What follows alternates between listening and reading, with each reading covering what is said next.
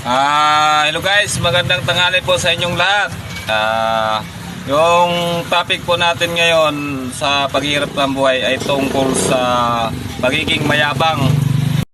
Yung pagmamayabang guys, yung tulad ng mga okasyonan, Ngayon, ang iba, nangungutang sa mga 5-6 o sa mga porsintuhang pera para magmayabang sa tao na magkaroon silang okasyon, Yun, tulad ng mga birthdayhan.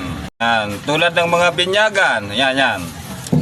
Yan ang ginagawa nila, mangutang sila sa mga porsintuhan na pera. Ngayon, ang problema dyan, guys, pagkatapos ng okasyonan, kinabukasan, sisingilin na sila ng kanilang mga utang. Ayun.